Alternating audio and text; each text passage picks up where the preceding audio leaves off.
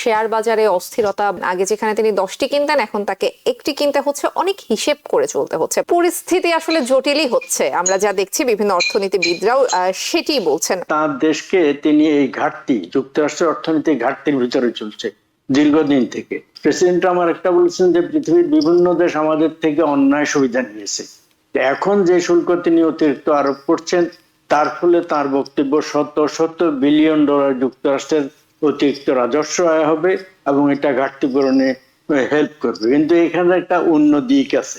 আর যে ট্যারিফটা বাড়ানোর ফলে যেটা হয়, সেই জিনিসের দামগুলি কিন্তু আমরা যারা কনজিউমার তাদের উপর দিয়ে যাবে। ট্রেডের যে ওয়ার আর কি, সেটা সবচেয়ে আমাদের জন্য, আমেরিকানদের জন্য ক্ষতির কারণ হয়ে দাঁড়াবে। শেয়ার বাজারে অস্থিরতা বড় পর্যায় থেকে একদম আমরা যদি তৃণমূলে আসি, মাঠ পর্যায়েও অস্থিরতা। আপনি নিশ্চয়ই প্রতিবেদনটি দেখছিলেন। একজন ক্রেতা বলছিলেন আগে যেখানে তিনি 10টি কিনতেন এখন তাকে একটি কিনতে হচ্ছে, অনেক হিসেব করে চলতে হচ্ছে। সাধারণ মানুষের নিত্য প্রয়োজনীয় পণ্যের দামের আসলে এমনই অবস্থা যে সাধারণ মানুষের আসলে নাভিশ্বাস উঠে গেছে। ট্রাম্পের সাথে বিভিন্ন দেশ আলোচনার চেষ্টা করছে, আমরা শুরু থেকেই দেখছি। কিছু দেশ প্রতিশোধ হিসেবে হয়তোবা পাল্টা শুল্ক আরোপ করছে। অনেক বন্ধু আমাদের শত্রু হয়েছে। কানাডার প্রধানমন্ত্রী বলেছেন আমেরিকার সাথে কানাডার সম্পর্ক শেষ। নানাবিধ জটিলতা কিন্তু চলছে, কিন্তু ট্রাম্পকে থামানো যাচ্ছে না। উল্টো তিনি কিন্তু আজকে চীনকেও হুমকি দিয়েছেন। পরিস্থিতি আসলে জটিলই হচ্ছে, আমরা যা দেখছি বিভিন্ন অর্থনীতিবিদরাও সেটি বলছেন। উত্তরণের কোনো সম্ভাবনা কি দেখেন? উত্তরণের সম্ভাবনা, আগে যেটা আপনি সামারাইজ করেছেন চমৎকার ভাবে, সবকিছু বিস্তারিত বিভিন্ন দিক ব্যাখ্যা করেছেন। পরিস্থিতি জটিল, এটাই আসল কথা।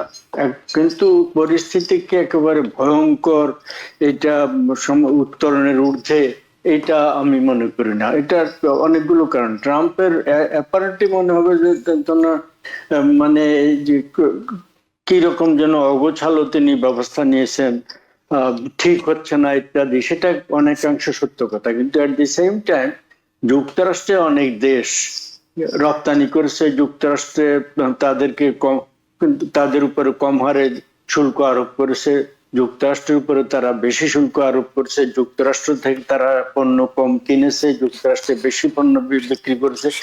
এটা পৃথিবীর 1 নম্বর অর্থনীতি, এটার বাজার বিপুল। এই বাজারের সুবিধা নিয়ে অনেকে মানে সমৃদ্ধ হয়েছে। এখন তিনি একটা রক্ষণশীল মনোভাব নিয়েছেন, সেটা হচ্ছে তার দেশকে তিনি এই ঘাটতি, যুক্তরাষ্ট্রের অর্থনৈতিক ঘাটতির ভিতরে চলছে দীর্ঘদিন থেকে, এবং ঘাটতি পূরণের জন্য প্রতি বছর কয়েকবার করে মানে কংগ্রেসে বেশ ঝামেলা হয়, বাজেট নিয়ে মানে দর কষাকষি হয়, সরকারের কর নেয়ার, অতিরিক্ত কর নেয়ার জন্য সরকারকে আবার মানে স্যাংশন নিতে হয় কংগ্রেস থেকে। এই সমস্ত টানাপোড়েন আছে। তো এই ডেফিসিট, এই যে ঘাটতি যুক্তরাষ্ট্রের জন্য একটা বিরাট। যুক্তরাষ্ট্র অর্থনীতি চীনের থেকে বড়, চীন 2 নম্বর অর্থনীতি, অথচ যুক্তরাষ্ট্রের যেখানে ঘাটতি সেখানে চীনের কয়েক ট্রিলিয়ন ডলার, সম্ভবত $3.5 ট্রিলিয়ন ওদের রিজার্ভে আছে, এবং তারা বিভিন্ন দেশে অনেক ঋণও দিয়ে রেখেছে। সেক্ষেত্রে যুক্তরাষ্ট্রেরও বিভিন্ন দেশে ঋণ ইত্যাদি আছে, কিন্তু যুক্তরাষ্ট্রের ঘাটতি জনগণের কাছে, বিদেশের কাছে প্রচুর ঋণ আছে। এইটা তার একটা মানে সুরাহা করার উদ্দেশ্যে এইটা একটা প্রধান কারণ তিনি একটা বলছেন। আর প্রেসিডেন্ট আমার একটা বলছেন যে পৃথিবীর বিভিন্ন দেশ আমাদের থেকে অন্যায় সুবিধা নিয়েছে, এখন যে শুল্ক তিনি অতিরিক্ত আরোপ করছেন তার ফলে তার বক্তব্য 70 বিলিয়ন ডলার যুক্তরাষ্ট্রের অতিরিক্ত রাজস্ব আয় হবে এবং এটা ঘাটতি পূরণে হেল্প করবে। কিন্তু এখানে একটা অন্য দিক আছে, সেটা হচ্ছে আগের বার যখন তিনি ক্ষমতা এসেছিলেন, এরপরে যখন খালেকুজ্জামান সাহেব আসবেন তিনি হয়তো ফিগার গুলো আরো বেটার করে বলবেন। সম্ভবত 1 থেকে $1.5 ট্রিলিয়ন ট্যাক্স রেয়াত দিয়েছিলেন 10 বছরের জন্য, এবং ট্যাক্স রেয়াতের বেশিরভাগ পেয়েছিলেন ধনীরা, কর্পোরেশন, বড় এরা পেয়েছিলেন। এইবারে সেটা সম্ভবত 10 বছর সেটা রেস্টোর করে সেটার পরিমাণ $3.5 ট্রিলিয়ন বা $3 ট্রিলিয়ন করার একটা প্ল্যান হচ্ছে। তো এইটা যদি হয়, এই কর রেয়া কিছু যে দরিদ্ররা পাবে না তা পাবে, সামান্য কিছু পাবে, নিম্ন মধ্যবিত্তরা হয়তো কিছু পাবে, বেশিরভাগ কিন্তু কর্পোরেশন এবং ধনীরা পাবে। এই কর রেয়াতের ওই ঘাটতি পূরণের জন্য বিদেশ থেকে অতিরিক্ত শুল্কের কারণে যে টাকা আসবে সেটা সম্ভবত চলে যাবে, এমনকি সেটাতে এনাফ নাও হতে পারে। ফলে এই কথার ভিতরে একটা শুভঙ্কর ফাঁকি আছে।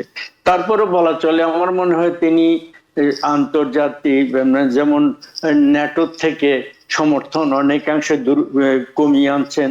ন্যাটোর দেশগুলোকে বলছেন তোমাদের প্রতিরক্ষা খাতে তোমাদের বাজেট বাড়াও, তোমাদেরকে কেন আমরা রক্ষা করতে হবে। সাউথ কোরিয়াকে তা বলছেন, জাপানকে বলছেন তোমাদের জন্য আমাদের যে সৈন্য বাহিনী, আমাদের অস্ত্র শস্ত্র রাখছি, খরচা পুরোপুরি তোমরা বহন করতে হবে, এইসব কথা বলছেন। আমার মনে হয় সারা পৃথিবীতে একটা তোলপাড় শুরু হয়ে গেছে বলা একদিকে সংগত, কিন্তু আমার মনে হয় একটা পুনর্বিন্যাস হচ্ছে ক্ষমতার। এবং মাঝে মধ্যে সবকিছুকে নেগেটিভ দিক থেকে না নিয়ে আমার মনে হয় এই পুনর্বিন্যাসের মানে অন্তত একটা দিকে যুক্তরাষ্ট্রের অর্থনীতির উপরে যে ভয়ঙ্কর চাপ, সেই দিক থেকে তার পুনর্বিন্যাস সম্ভবত তার পরবর্তী আমলে যে তিনি যদি পরবর্তী আরো 4 বছর ক্ষমতা থাকার কোনো উপায় বের করতে না পারেন, তাহলে তার পরবর্তী আমলে যে এই পুনর্বিন্যাস অনেকটা আরো শোধন করা হবে, আরো সহনীয় করা হবে। কিন্তু এই 4 বছরে কয়েক বছরে হয়তো ভালোর দিকে নেওয়ার ক্ষেত্রে একটা উদ্যোগ হবে, এই একটা কথা। অপরদিকে তিনি যে কড়া কড়া কথা, বিপুল পরিমাণে হিউজ পরিমাণে ট্যাক্সের কথা বলছেন, অলরেডি আজকে তিনি বলেছেন অনেক দেশ তা যুক্তরাষ্ট্রের সাথে কথাবার্তা বলা শুরু করেছে, এবং এই কথাবার্তা ফলে আলাপ আলোচনার মাধ্যমে অনেক দেশের শুল্ক তিনি হ্রাস করতেও পারেন। এই যেমন বাংলাদেশের ক্ষেত্রে 37% শুল্ক আরোপ করা হয়েছে। ক্যাম্বোডিয়ার ভিয়েতনামের ক্ষেত্রে সম্ভবত 45-46% করা হয়েছে। কিন্তু ভিয়েতনাম থেকে যুক্তরাষ্ট্রের রপ্তানি 137 বিলিয়ন ডলারের পণ্য, বাংলাদেশ থেকে মাত্র 8.4 বিলিয়ন ডলারের পণ্য। তো ফলে এইটা নিয়ে আমাদের যাই হোক, তো বাংলাদেশ এটা নিয়ে খুব উদ্বিগ্ন। আমার ধারণা বাংলাদেশের প্রধান উপদেষ্টা তার কাছে চিঠি দিয়েছেন, আলাপ আলোচনার মাধ্যমে তিনি 3 মাসের সময় চেয়েছেন। এটা কি হয় আমি জানি না, কিন্তু বাংলাদেশ কেবল না, পৃথিবীর যে সমস্ত দেশ ক্ষতিগ্রস্ত তাদের অনেকে আলাপ আলোচনার জন্য এই দেশে আসছে, যোগাযোগ করছে, ডেলিগেশন পাঠাচ্ছে। ইউরোপিয়ান ইউনিয়ন বেশি চড়া কথাবার্তা না বলে তারা একটা মানে আলাপ আলোচনার মাধ্যমে সমাধানের চেষ্টা করছে। তাদের শুল্ক মানে অনেকাংশে তুলে দেবে বলছে যদি যুক্তরাষ্ট্র সেরকম করে, এটা বলছে। সবচেয়ে কড়া কথা কানাডা বলেছে, এবং যেটা বলছেন চীন অলরেডি 34% অতিরিক্ত শুল্ক আরোপ করেছে, যেটা ট্রাম্প করেছেন তাদের উপরে। এখন ট্রাম্প বলেছেন ওই 34% তারা উইথড্র না করলে তিনি আরো 50% আরোপ করবেন তাদের উপর অতিরিক্ত কয়েকদিনের মধ্যেই। চীন এটাতে ভড়কে গিয়ে ওটার থেকে সরে যাবে মনে হচ্ছে না। ফলে চীনের সাথে একটা যুদ্ধংদেহী অবস্থা থাকবে, কিন্তু জাপান, সাউথ কোরিয়া, ভারত, অন্যান্য দেশের সাথে, ইউরোপিয়ান ইউনিয়নের সাথে আমার ধারণা আলাপ আলোচনার মাধ্যমে মানে পরিস্থিতি অনেকটা এই শুল্কের যে হার অ্যানাউন্স করা হয়েছে এটার থেকে একদম বাদ দিয়ে দেবেন তা না, অনেক কমিয়ে দেবেন তা না, কিন্তু সুসহ পরিমাণ করবেন বলে ধারণা। তা না হলে সারা পৃথিবীর অর্থনীতিতে বিপর্যয় যে আশঙ্কা করা হচ্ছে সেভাবেই চলবে। আমার ধারণা ট্রাম্প সেটার থেকে সরে আসবেন। জি, সৈয়দ মাহমুদুল্লাহ, অসংখ্য ধন্যবাদ। আমরা আপনার পর্যালোচনা শুনছিলাম। আমি একটু প্রফেসর ডক্টর এম খালেকুজ্জামান একটু আপনার কাছে আসবো। এক ধরনের অস্থিরতা তৈরি হয়েছে, কিন্তু রিপাবলিকান থেকে শুরু করে অনেক কিছু মানুষ কিন্তু বলছেন যে এখন অস্থিরতা তৈরি হলেও আসলে দীর্ঘমেয়াদে এটি আমেরিকার অর্থনীতির জন্য ভালো। আমরা যদি নিক্সন শকের কথা যদি মনে করি 1971-এ, নিক্সনের সেই সিদ্ধান্তের পরে যেভাবে অর্থনীতিতে অস্থিরতা তৈরি হলো, সবকিছুর দাম বেড়ে গেল এবং এমন একটা পরিস্থিতি তৈরি হলো মনে হচ্ছিল যে সবকিছু অনেক অস্থিরতার মধ্যে দিয়ে যাবে, কিন্তু পরবর্তীতে কিন্তু সেটাই আমেরিকার অর্থনীতির জন্য একটা বড় ইতিবাচক ভূমিকা রেখেছিল। ডোনাল্ড ট্রাম্পের এই ধরনের পদক্ষেপে কি সেই ধরনের কোনো ইতিবাচক জায়গা কি আপনিও দেখেন? জি, ধন্যবাদ আপনাকে। আসলে ব্যাপারটা হচ্ছে নিক্সনের আমলের যে অর্থনীতি অথবা যে লেনদেনের যে ধরন ধারণ ছিল পৃথিবীতে, সেটা থেকে আমরা অনেকটা দূর সরে এসেছি। নিক্সনের আমলের অর্থনীতি যখন ছিল তখন আমেরিকা অনেকটা ইন্ডাস্ট্রিয়াল কান্ট্রি ছিল, তারা নিজেরা অনেক কিছুই মানে প্রস্তুত করত, কিন্তু বর্তমানে যে পরিস্থিতি সেখানে কিন্তু এই অবস্থাটা অনেকটা নেই। তবে যে মোহাম্মদ আল্লাহ ভাই যেটা বলছিলেন যে অনেকগুলো ট্যারিফ যে তিনি ঢালাওভাবে দিয়েছেন, সেটা অনেকগুলো দিয়েছেন তিনি হচ্ছে নেগোসিয়েশন টুল হিসাবে। হয়তো তিনি অন্য অন্য দেশগুলিকে, যেটাকে ইংলিশে বলে হাতে মোচড় দিয়ে এক ধরনের বাগে আনার চেষ্টা করবেন, এক ধরনের নেগোসিয়েটিং টুলে তাদেরকে নেগোসিয়েশন টেবিলে আনার চেষ্টা করবেন, এটা হতে পারে। তবে প্রথমত যে কয়েকটা দেশের সাথে এই যে ট্রেডের যে ওয়ার আর কি, সেটা সবচেয়ে আমাদের জন্য, আমেরিকানদের জন্য ক্ষতির কারণ হয়ে দাঁড়াবে। সেটা হচ্ছে চীন আর হচ্ছে কানাডা মূলত, এবং মেক্সিকো টু এন এক্সটেন্ট। কেন সেটা আমি বলছি, কারণ চীনের সাথে আমেরিকার ডেফিসিট সবচেয়ে বেশি। এর কারণ হচ্ছে যে চীন কিন্তু পৃথিবীর জন্য একটা ম্যানুফ্যাকচারিং হাউস, শুধু আমেরিকার জন্য না।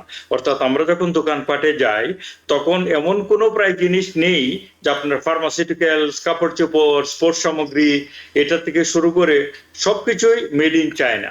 তারপরে যদি ইন্ডাস্ট্রির দিকে আমরা তাকাই, যেটা একটু আগে আমি বললাম যে ইন্ডাস্ট্রিয়াল ইয়েগুলো তো বর্তমানে আমেরিকাতে তেমন আর হয় না ম্যানুফ্যাকচারিং, কিন্তু ইন্ডাস্ট্রিয়াল ম্যানুফ্যাকচারিং যেগুলো আমেরিকাতে হয়, যেমন আমরা এখনো গাড়ি বানাই, অনেকগুলো ইলেকট্রনিক্স এই দেশে বানানো হয়, এগুলির জন্য যে জিনিসটা সবচেয়ে জরুরি সেটা হচ্ছে ক্রিটিক্যাল মিনারেলস। কিছু কিছু মিনারেলস আছে যেমন নিকল, কোবল্ট, তারপর এরকম কিছু রেয়ার আর্থ এলিমেন্ট আছে, যেগুলো বাদ দিয়ে কোনো ধরনের ইলেকট্রনিক্স, আপনার ল্যাপটপ থেকে শুরু করে স্মার্টফোন থেকে শুরু করে গাড়ি, তারপর নিউক্লিয়ার রিঅ্যাক্টর, কোনো কিছুই বানানো সম্ভব হয় না। সেইগুলির জন্য আমরা চীনের উপর সবচেয়ে বেশি নির্ভরশীল। শুধু ইউএস না, সারা পৃথিবী ক্রিটিক্যাল মিনারেলের জন্য চীনের উপর নির্ভরশীল। তাহলে যেটা বলতে চাচ্ছি যে চীনের সাথে যে ঘাটতিটা, এটা কিন্তু এটার একটা কারণও আছে। কারণ হচ্ছে আমরা যে চীন থেকে যে কম দামে জিনিসগুলি আনতে পারি, এরকম দামে তো আর ইউএসএ তে এগুলি প্রডিউস করা সম্ভব না। প্লাস হচ্ছে আমাদের যে যতগুলি ইন্ডাস্ট্রি ছিল আমেরিকাতে, সেগুলি অলরেডি আউটসোর্সিং হয়ে গিয়েছে। তাহলে চীনের সাথে যদি আমরা একটু এসব যে যুদ্ধে লিপ্ত হই, তাহলে অন্তত চীনের সাথে লিপ্ত হলে আমার দৃষ্টিতে আমেরিকার জন্যই বড় ক্ষতি হবে। যেভাবে ধরা হচ্ছে যে চীনের সাথে আমাদের ডেফিসিটটা বড়। কেন বড়? কারণ চীন তো আমেরিকার কাছ থেকে কেনার মতো এমন কিছু সামগ্রী তারা পায় না। কিছু সামগ্রী অবশ্যই তারা কিনে। এর প্রধানগুলো হচ্ছে যেগুলি হচ্ছে আপনার এই যে এগ্রিকালচারাল প্রোডাক্ট, হ্যাঁ, এগ্রিকালচারাল প্রোডাক্ট, কৃষি পণ্য। এর বাইরে গিয়ে কিছু কিছু হচ্ছে আপনার মিট টিট, যে মাংস টাংস, এগুলি আমেরিকা থেকে কিনেছি। কিন্তু চীন তো হচ্ছে ইন্ডাস্ট্রিয়াল একটা ওয়্যার হাউস। এই জন্য এখন যদি আমরা যদি চীনের থেকে নিত্য পণ্য কেনা বাদ দিয়ে দেই, তাহলে যেটা ঘটবে, এটা আমেরিকার যে ম্যানুফ্যাকচারিং ইন্ডাস্ট্রি যেটুকুই রয়ে গেছে, এটা ধসে যাবে টোটালি। হ্যাঁ, কিন্তু চীন ততটা ক্ষতিগ্রস্ত হবে না, কারণ চীনের এই জিনিসগুলো পৃথিবীতে সাপ্লাই দেওয়ার জন্য অনেক দেশ পৃথিবীতে বসে আছে চীনের জিনিস কেনার জন্য। আর সেকেন্ডলি আমরা এফেক্টেড হব কানাডার সাথে, যদি আমাদের যে যে ট্রেড যে ডিফারেন্সটা। 2 নম্বর দেশ হচ্ছে মেক্সিকো, 3 নম্বর হচ্ছে কানাডা, অর্থাৎ যে ডেফিসিটের দিক থেকে। এখন কানাডার সাথে যদি আমাদের এই যুদ্ধটা চলে, এই যে ট্রেড ওয়ার, তাহলে কেন ইউএসএ ক্ষতিগ্রস্ত হবে এটা বলি। এটার কারণ হচ্ছে কানাডার থেকে আমরা মূলত ক্রুড অয়েল নিয়ে আসি, এবং হচ্ছে লাম্বার, যে বাড়িঘর বানানোর জন্য যে কাঠ। অর্থাৎ চীন এবং কানাডা, এই দুটো দেশ থেকে যেসব জিনিস ইউএসএ তে আসে, এগুলি আমাদের অনেক বেশি প্রয়োজন। এগুলি বাদ দিয়ে আমরা টিকতে পারবো না। আমরা যেসব জিনিস চীন কিংবা কানাডাতে পাঠাই, সেগুলি বাদ দিয়ে ওরা চলতে পারবে। কারণ কানাডা অলরেডি বলে দিয়েছে যে তোমরা যদি আমাদের ক্রুড অয়েল তোমরা করো, শুল্ক আরোপ করো, আমরা ক্রুড অয়েল তোমাদেরকে বিক্রি করব না। আমাদের অনেক জায়গা আছে ক্রুড অয়েল বিক্রি করার, ইনক্লুডিং চায়নাও কানাডা থেকে কিনবে। একইভাবে যে চীনের যে মার্কেট, সেটা সারা পৃথিবীর, ইউরোপ, তারপর কানাডা, ওরা অনেকেই বসে আছে এটাকে চীন থেকে জিনিসপত্র কেনার জন্য। অর্থাৎ এই যে যুদ্ধটা যে হচ্ছে সেখানে গিয়ে চীন এবং কানাডার সাথে যুদ্ধটা, সেখানে আমরা হেরে যাব। আর অন্যান্য দেশ যেগুলো আছে, অনেক দেশ পৃথিবীতে 100 দেশের মতো তো ট্যারিফ তারা নির্ধারণ করেছে, সেগুলোতে দেখেন এখন বাংলাদেশের সাথে যে আমাদের ট্যারিফের যে ডিফারেন্স, বাংলাদেশ থেকে ইউএসএ তে $8 বিলিয়ন জিনিস আসে, এর ম্যাক্সিমাম গুলি হচ্ছে কাপড় চোপড়, $7 বিলিয়ন। এখন এই কাপড় চোপড় গুলি বাংলাদেশ থেকে যেই দামে আমরা কিনতে পারি ইউএসএ তে বসে, সেই দামে তো অন্য দেশ থেকে কিনতে পারবেন। আর বাংলাদেশে ইউএস থেকে পাঠায় মাত্র $2 বিলিয়ন জিনিস। তো এখন বাংলাদেশ থেকে জিনিস কিনে ইউএসএ, মানে বাংলাদেশ তো ইউএস থেকে জিনিস কিনে গিয়ে লাভ করতে পারবে না, এত দাম বেশি আর কি জিনিসগুলোর। তো সুতরাং আপনি যদি 1 for 1, অর্থাৎ ডোনাল্ড ট্রাম্প যেভাবে জিনিসটা দেখছে, আমি তোমার কাছ থেকে 10 টাকার জিনিস কিনলে তুমি আমার কাছ থেকে 10 টাকার জিনিস কিনতে হবে, এটা খুব যুক্তিপূর্ণ কথা না। কারণ হচ্ছে ইউএস থেকে কেনার মতো এমন কোনো জিনিস অনেক দেশের জন্যই নেই।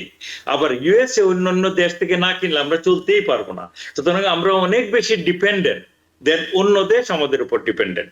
আর যে ট্যারিফটা বাড়ানোর ফলে যেটা হয়, সেই জিনিসের দামগুলি কিন্তু আমরা যারা কনজিউমার তাদের উপর দিয়েই যাবে।